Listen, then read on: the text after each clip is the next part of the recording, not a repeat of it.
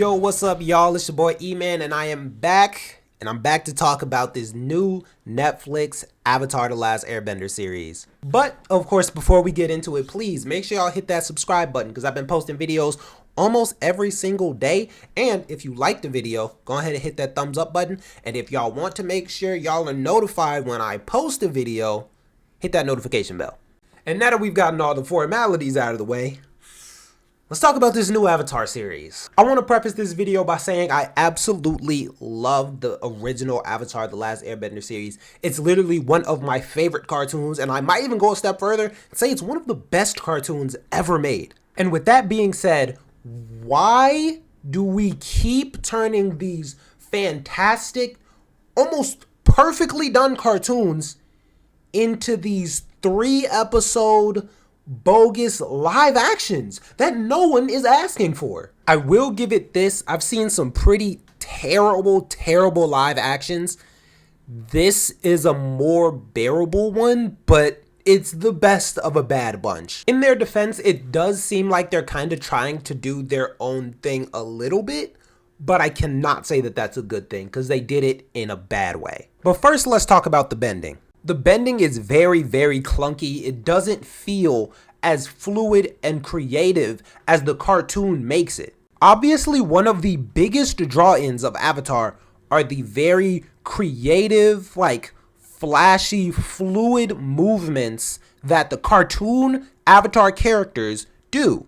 Of course, real people aren't going to be able to do the things that the cartoon characters do, but that's just another reason of why this didn't need to be a live action. I can say that it looks way better than the 2010 Last Airbender movie looked, but is that really even a compliment? That movie was just terrible. The cast and crew are obviously trying their best, but there's just not enough that they can do about it because it's live action. I'd say that the worst part about the bending is probably the water bending. Watching the other bending styles, at least they fight with enough intensity to knock people off their feet. The waterbenders fight with the same amount of impact as my garden hose, which really sucks to see because I really enjoyed the water bending in the cartoon. Another one of my biggest issues with the show has got to be the pacing. They just smash so many storylines together that you don't really get to feel the impact of them. I'd say that the biggest example of this is when they're in Omashu. Aang is doing trials and stuff with Bumi, which they cut very short.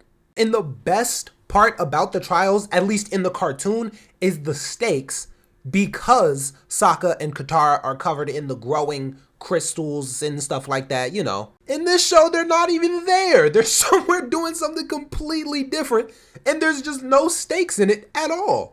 I think the producers bit off a little more than they could chew with taking Avatar to make a live action of, just because the story is so thought out, so long, and it gives time to take in everything because it's so long.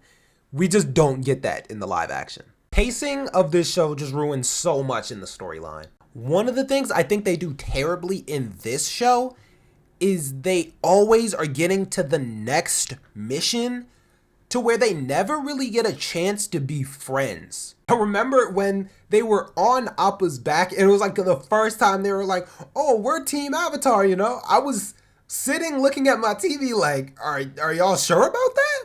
Due to the show's adult nature, I think that they did the Fire Nation fairly well. I think in the cartoon, Zuko and Iroh's relationship has this really good time to build, and you feel the emotions. As the viewer, you can feel how Zuko feels. You can feel how Iroh feels. In this show, they'll just outright say it. Zuko will say, oh, I hate you for this, and Iroh, oh, I love you for this. And it just feels so artificial. In a nutshell, do I think that you could watch this show without seeing the cartoon and enjoy it? Yeah. But I'm telling you, this isn't the best medium to absorb Avatar: The Last Airbender just because you're missing out on so much emotion, so much story, and so much character development. Characters kind of feel like strangers, and they miss so many important plot points that we don't get to see.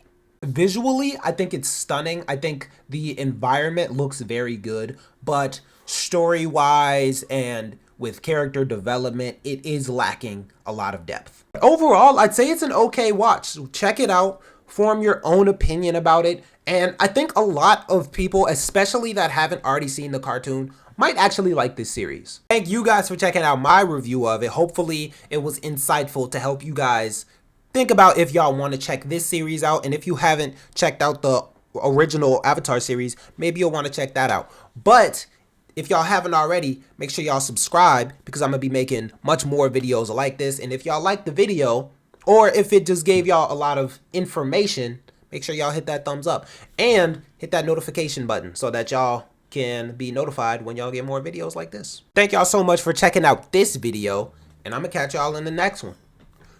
Peace.